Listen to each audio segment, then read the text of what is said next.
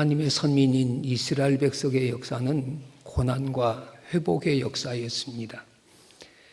애굽에서 종살이하며 고난받던 이스라엘을 하나님은 은혜로 저들에게 해방을 얻게 하셨고, 바벨론 포로 생활 70년의 종살이하던 저들 역시 하나님의 은혜로 자유를 얻게 하셨습니다. 또한 저들이 약속의 땅 가나안을 향하여 나갈 때도 수많은 고난과 시련을 당하지만 하나님은 언제나 고난을 이기게 하셨고 승리케 하셨습니다. 오늘 우리가 살아가는 인생길에도 고난과 역경과 어려움이 얼마든지 있을 수 있습니다. 그것은 마치 이스라엘 백성들이 하나님의 은혜로 애굽에서 나왔지만 앞에는 홍해바다가 바로 막혀 있고 뒤에는 바로의 군대가 쳐들어오는 진퇴양난의 어려움에 처할 때도 있습니다. 수르광야에 들어가 마실 물이 없어 고통을 당하다가 마라 쓴 물을 만난 것 같이 우리가 걸어가는 인생길에도 쓴 물과 같은 그런 어려움을 만날 때도 있습니다. 그러나 우리 그리스도인들이 어떤 어려운 환경이나 고난을 만나도 하나님을 믿고 의지하는 신앙만 있으면 우리는 어떤 절망의 벽도 뛰어넘을 수 있는 것입니다. 여러분, 장대 높이 뛰기 선수들을 보세요. 장대 하나만 있으면 자기 키에 배도 넘는 장애물들을 훌쩍훌쩍 뛰어넘습니다. 그건 우리 신앙도 마찬가지입니다. 내게 믿음의 장대 하나만 있으면 내 삶에 어떤 어려움이 있어도, 내 삶에 어떤 장애가 있어도 믿음의 장대 하나만 가지고 있으면 우리는 어떤 장애물도 넉넉히 뛰어넘을 수 있는 것입니다. 문제는 오늘 내가 하나님 의지하는 그런 믿음의 장대를 가지고 사느냐는 것입니다. 하나님의 일은 어떤 일이든지 믿음으로 그 일을 이루어 가려는 사람들에 의해서 하나님은 이루어 가십니다. 그리고 그 일을 이끌어가는 사람들에 의해서 완성되는 것입니다. 오늘 본문도 이스라엘이 하나님의 은혜로 바벨론 포로 생활에서 돌아오게 되자 그들의 최대 과업은 무너진 성과 하나님의 성전을 건축하는 일이었습니다. 그 일을 앞장서서 추진하거나 이끈 선지자와 지도자들이 있었습니다. 그들이 바로 에스라, 느헤미야, 학개, 오늘 본문의 스가랴 선지자입니다. 스가랴는 학개와 동시대를 살면서 예언 활동을 폈습니다. 오늘 본문의 내용은 70년 만에 이스라엘 민족이 바벨론에서 예루살렘에 돌아오게 된 이유와 예루살렘 성읍들이 받게 될 복에 대하여 스가랴 선지자가 예언하고 있는 말씀입니다. 오늘 우리는 짧은 말씀 속에서 몇 가지 신앙적인 교훈을 찾습니다. 첫째로 저들이 예루살렘에 돌아온 건 저들의 힘이 아니었고 저들의 노력이 아니었고 하나님의 긍휼하심 때문이었습니다. 오늘 16절 보면 내가 불쌍히 여김으로 예루살렘에 돌아왔은즉 이렇게 말씀하고 있습니다. 주전 586년 예루살렘이 바벨론의 침략으로 함락되면서 유대민족은 바벨론의 포로로 붙들려갔습니다. 그리고 70년 동안 바벨론에서 포로 생활을 해야 했습니다. 포로 생활하는 유대인들의 소망은 하루속히 고국에 돌아가는 것이었습니다만 그러나 자기들의 힘만으로 해방되거나 자유를 얻는 건 불가능했습니다. 왜냐하면 바벨론은 그 당시에 세계 최대의 강국이었기 때문입니다. 그래서 이스라엘은 하나님께서 자기들을 구원해 주시기를 바랐고 그런데도 오랜 세월이 지나가므로 하나님이 자기들을 버리시지 않나 생각해 되어 하나님 왜 우리 사정도 몰라주실까? 왜 하나님 우리 원통한 것도 수리하지 않으실까? 저들은 그렇게 생각을 했습니다. 그런데 생각밖에 신흥국가로 부상했던 페르시아의 고레스 왕이 주전 538년 바벨론을 멸망시키면서 유대인들에게 해방을 주었고 저들이 고국에 돌아가 성전을 재건하도록 허락했습니다. 이 사건을 오늘 본문 16절은 내가 불쌍히 여겼기 때문이다. 하나님께서 이스라엘 백성을 불쌍히 여겨서 바벨론이 페르시아에 망하게 하셨고 자유를 얻게 하신 것입니다. 내가 할 수 있는 일이 남이 해주었을 때와 내가 할 수 없는 일을 남이 도와주었을 때 그 고마움이나 감동은 비교할 수 없을 것입니다.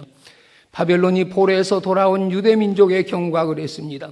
상상도 못했던 유대민족의 해방과 자유는 하나님의 섭리와 은혜였습니다. 다시 말하면 하나님이 종살이하는 저들을 불쌍히 여기시고 긍휼히 보셨던 것입니다. 유다민족이 바벨론 생활을 끝내고 고국으로 돌아올 수 있는 길은 크게 두 가지였습니다. 하나는 저들이 바벨론과 싸워 이기는 길이었습니다. 그러나 그건 도저히 불가능한 것이었습니다.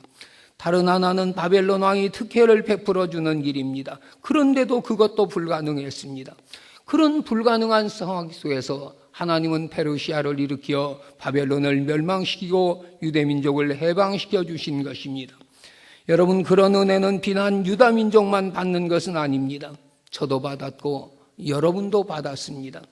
우리는 다 죄의 포로가 되어 살던 사람들이었고 마귀의 사슬에 붙잡혀 살던 사람들이었습니다.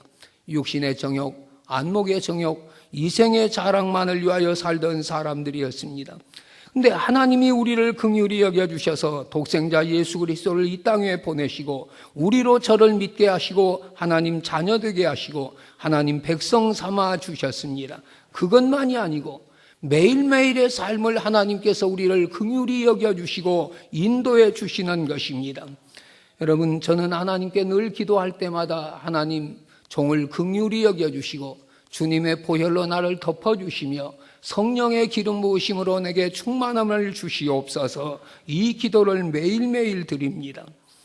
또한 하나님은 저들을 긍휼히 여겨주셔서 내 힘으로 안 되던 일들을 되게 하셨고 내 노력으로 불가능했던 일들을 하나님은 해결해 주셨습니다. 죄에서 건져주셨고 위기에서 건져주셨고 시험에서 구해주셨고 오늘까지 인도해 주셨습니다. 우리는 흔히 내가 바라고 원하는 것들을 성취했을 때 그것을 성공이나 축복이라고 생각하게 됩니다. 그러나 이보다 더 귀한 건 오늘 또 내가 하나님의 긍휼하심을 받고 살고 있다는 것입니다. 우리의 행복이 어디 있습니까? 그것은 하나님이 나와 함께 하시는 것이며 오늘 또 나를 긍휼히 여겨주시는 것입니다. 여러분, 나를 불쌍히 여겨주시며 나를 긍휼히 여겨주시는 그 하나님의 은혜에 우리는 날마다 감사하며 살아가시기를 바랍니다. 저들을 긍휼히 여기시며 돌아오게 한 것은 목적이 있었습니다. 그건 하나님 전을 건축하기 위한 것이었습니다. 오늘 16절 보면 내가 불쌍히 여김으로 예루살렘에 돌아왔은즉 내 집이 그 가운데 건축되리니 예루살렘에 먹줄이 지어지리라. 그 뜻은 하나님이 저들을 긍휼히 여기시고 예루살렘에 돌아오게 하셨는데 이유는 예루살렘에 먹줄을 치고 무너진 성전을 건축하기 위해서라는 것입니다. 다시 말하면 그 목적이 보다 거룩한 데 있었습니다. 자기 집 짓고 돈 벌고 자식 낳고 70년 동안 억눌렸던 욕망을 터뜨리며 향락을 일삼기에 돌아온 것은 아닙니다. 오늘 우리도 마찬가지입니다. 죄 가운데 살던 우리를 하나님이 왜 불러내셨습니까? 마귀의 사슬에 붙들려서 살던 우리를 왜 하나님께서 불러내어 자유함을 주셨습니까? 하나님이 우리를 부르신 부르심에는 다 목적이 있습니다. 그건 하나님이 우리를 통해서 이루시기를 원하시는 하나님의 일이 있기 때문이며 하나님이 우리 삶을 통해서 이루시기를 원하시는 그 일들을 이루어 가시며 영광 받으시기를 원하시기 때문입니다. 우리에게는 두 가지 종류의 망각이 있습니다. 하나는 행복한 망각입니다. 지난날에 불행했던 기억과 불쾌했던 감정들, 마음의 상처들, 다시 말하면 더 이상 기억할 필요가 없는 것들을 잊어버리는 건 행복한 망각입니다. 그런데 오늘 많은 사람들이 지난날에 불행했던 기억이나 불쾌했던 감정이나 상처들을 잊지 못해서 불행하게 사는 사람들이 많습니다. 그 아픔들이 자신에게 괴로움을 주고 다른 사람에게 상처가 되는 삶을 살아갑니다. 그러나 이제는 주님 안에서 이 모든 것을 치유받으시며 지난날의 아픔이나 상처나 고통은 잊어버리시기를 바랍니다. 그러나 다른 하나의 망각은 불행한 망각입니다.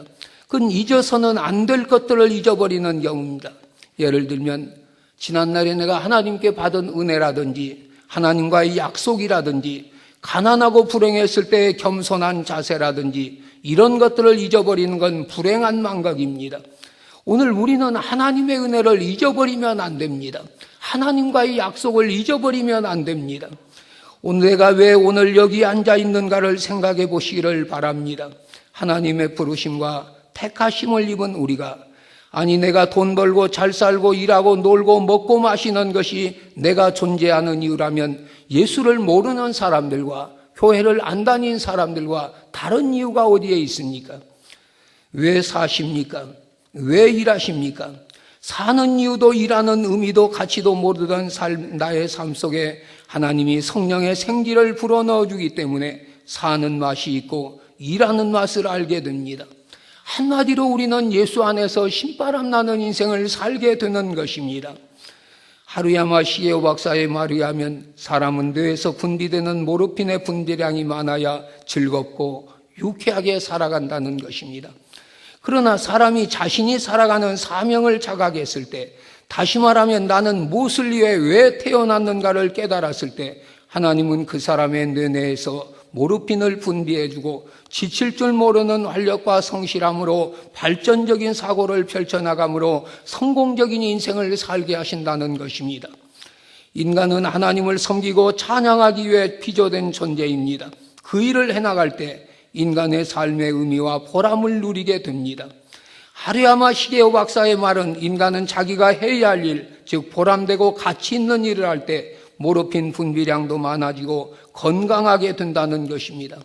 사랑하는 성도 여러분, 우리 영혼이 건강하려면 하나님 말씀에 순종하며 살아가시기를 바랍니다. 순종해야 성령 받고 성령 받아야 신바람 나는 삶을 살 수 있습니다. 답답한 사람, 현실의 통로가 막힌 사람, 삶의 의미나 가치를 찾지 못한 사람은 성령 받으시기를 바랍니다. 그리고 주님 안에서 신바람 나는 삶을 살아가시기를 바랍니다. 70년 동안 유대민족이 그토록 애타게 열망했던 예루살렘으로 돌아오도록 인도하신 하나님의 뜻이 성전 건축이었던 것처럼 우리의 존재 이유나 생존의 이유도 보다 높고 신령한 데서 찾으시기를 바랍니다. 그것이 무엇입니까? 보다 값지고 귀한 것을 위해 나 자신의 삶을 하나님께 드리는 것입니다. 다시 말씀드리면 하나님을 위해 자신의 시간과 물질과 능력을 바쳐야 합니다. 사랑하는 성도 여러분, 우리의 삶의 목적이 어디 있습니까? 왜 사십니까? 왜 공부하십니까?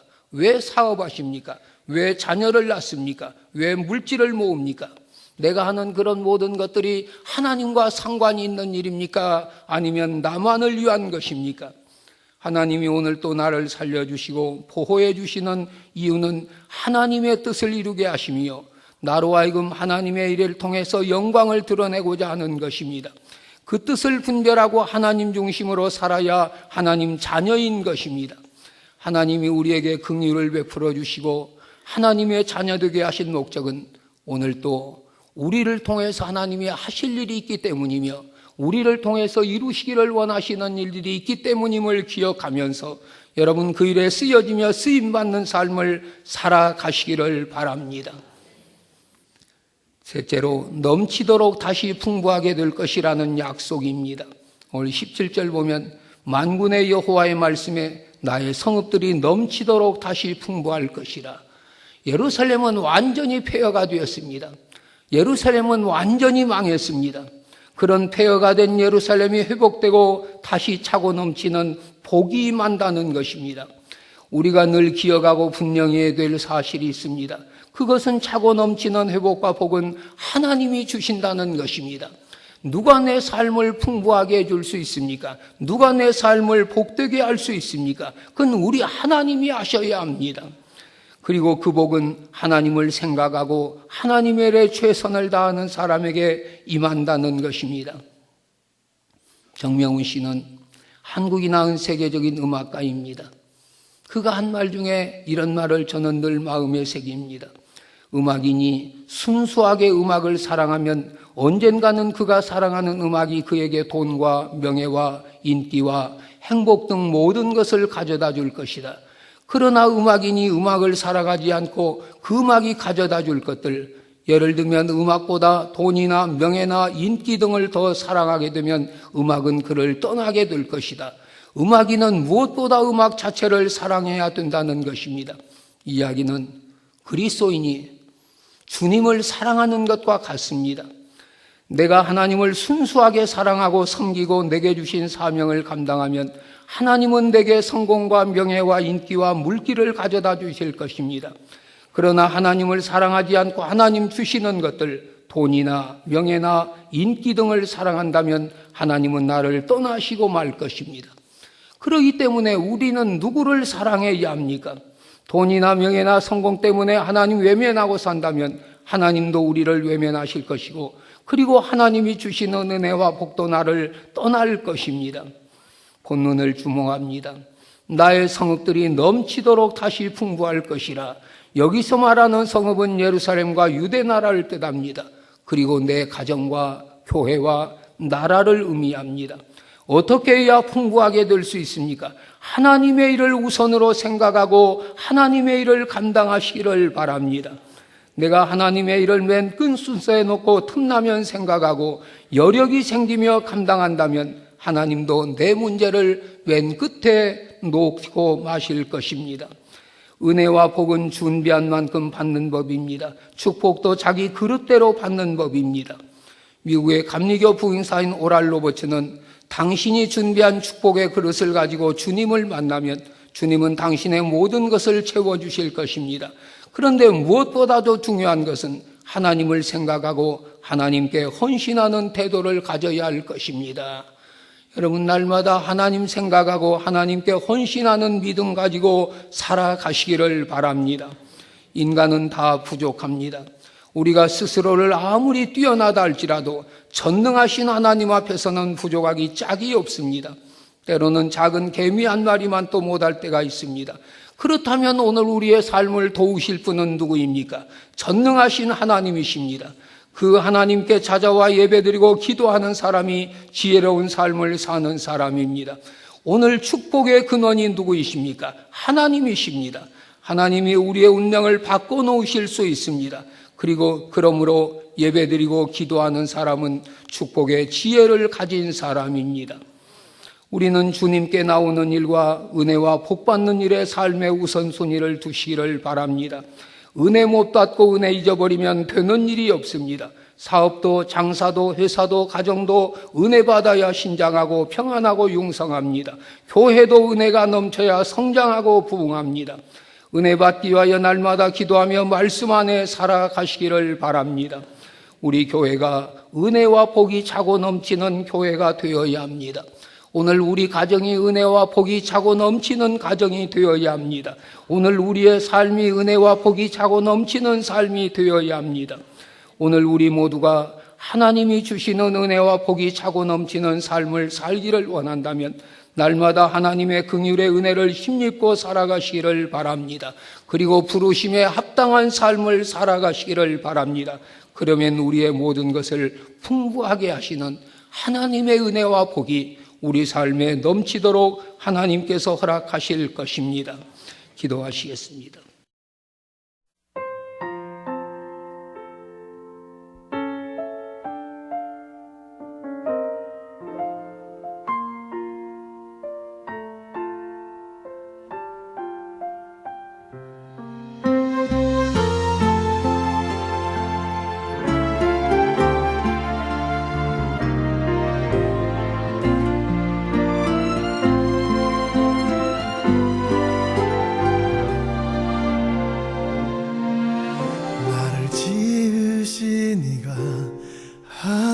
하나님 나를 부르시니가 하나님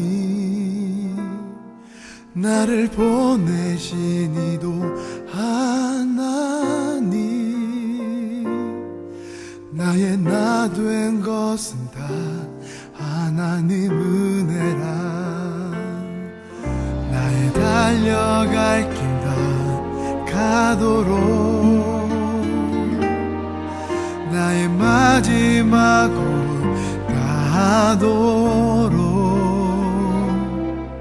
나로 그 십자가 품게 하시니 나의 나 된 것은 다 하나님 은혜라 한량없는